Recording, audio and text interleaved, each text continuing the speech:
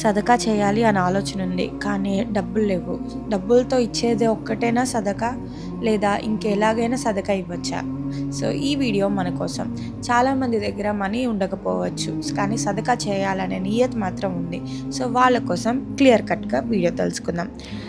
మొక్కలు లేదా చెట్లు నాటడం కూడా ఇస్లాంలో ఒక సదకా అనగా దానంగా పరిగణించబడుతుంది.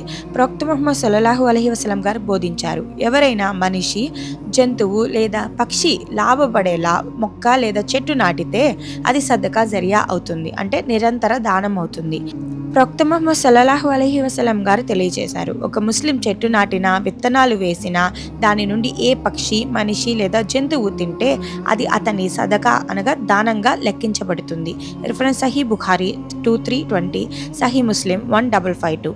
దీని అర్థం, చెట్టు నుండి మనుషులు, జంతువులు లేదా పక్షులు ఏ రూపంలోనైనా లాభపడితే నీకు అల్లాహ్ వద్ద నిరంతర పుణ్యం లభిస్తుంది. ఆ చెట్టు బతికినంత వరకు నీకు పుణ్యం కొనసాగుతుంది. మరణం తర్వాత కూడా అదే సదకా జరియాగా ఉంటుంది. మొక్కల ద్వారా సదకా అనగా దానం చేసే పుణ్య మార్గాలు తెలుసుకుందాం. 1. పండ్లు ఇచ్చే చెట్లను నాటడం, తేనెటీగలకు ఉపయోగపడే పువ్వులు పెంచడం, ఇంటి వద్ద లేదా మసీదు దగ్గర పచ్చందనంగా ఉంచడం, చెట్టు నాటే కార్యక్రమాలలో పాల్గొనడం. ఐ హోప్ ఈ వీడియో ద్వారా నిరంతర దానం, మనం చనిపోయినా కూడా ఉపయోగపడే దానం, మొక్కలు నాటడం ఈక్వల్ టు సదకా జరియా అనగా నిరంతర దానం అని తెలుసుకున్నాం.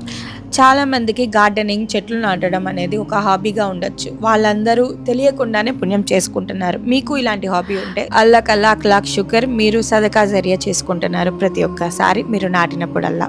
మీకు కనుక నా వీడియో ఉపయోగపడితే please do like and subscribe to my YouTube channel and follow for more such videos. Thank you.